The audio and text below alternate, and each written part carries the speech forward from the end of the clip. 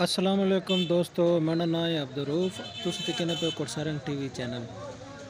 दोस्तों अज इलेक्शन 2024 ने कुड़सारंग वोटिंग शुरू हो गई। तुसीं दिक्खने पे अज कुड़सारंग बड़ी हलचल शुरू हो गई। बड़ा रश है, बड़ा लोग इंजॉय करने पे। तो जोड़े संगी साथी इस चैनल ते नए हैं, पहली बार वीडियो देखने पे उन्होंने अगे गुजारिश है कि चैनल सब्सक्राइब करो और नाल जी बैल आइकन है उस लाजमी क्लिक करो ताकि दोबारा जिस वीडियो असी अपलोड करा उस नोटिफिकेशन तो मिल वजे। तो दोस्तों देखो कुड़सारंग की आज रौनक।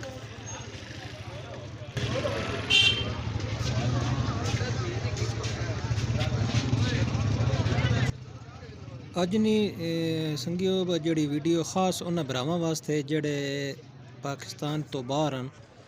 तो अज वीडियो खास उन्होंने वास्ते ताकि ये रौनक ना विखा सका ताजे उत्थे दूर बह के भी अपने ग्रां का नज़ारा कर सकन और रौनक वेख सकन कि वोटिंग ने की रौनक है। क्योंकि ज़ाहिर है अपने इलाके ने भी निज़ाम बंदियां दिल करना वेखना थे, लेकिन मजबूरियां जोड़े इंसान अब दूर घिन में नहीं हैं। इंशाअल्लाह अल्लाह पाक खैरी आने हर परदेसी बहूँ।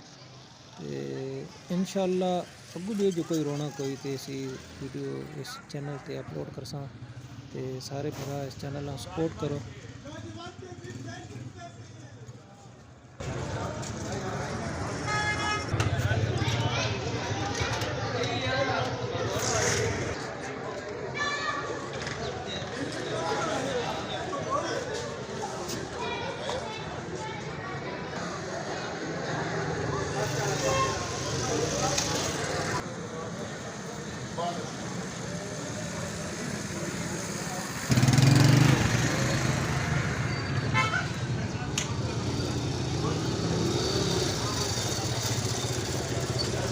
संगियो अज दो जगह ते रश वेखने वाला मिला।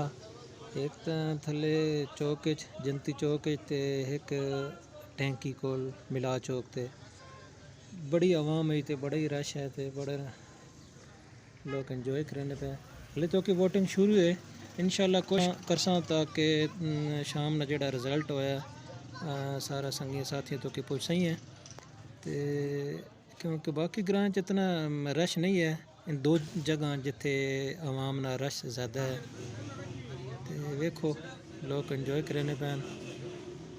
सुबह तो इतना रश नहीं है, लेकिन हुण 9-10 तो बाद रश तेज़ हो गया।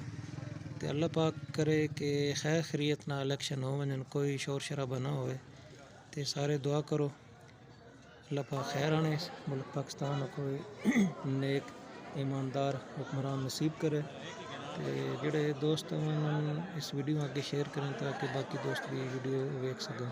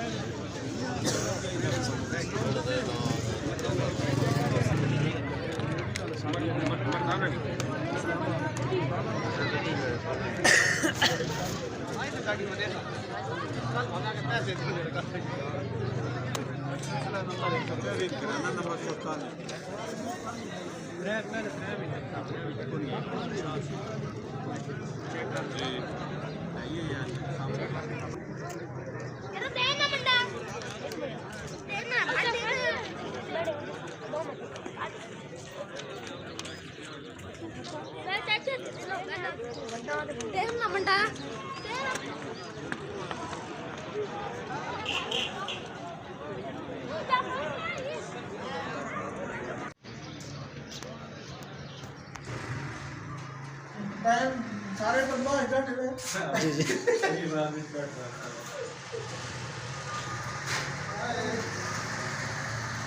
जी जी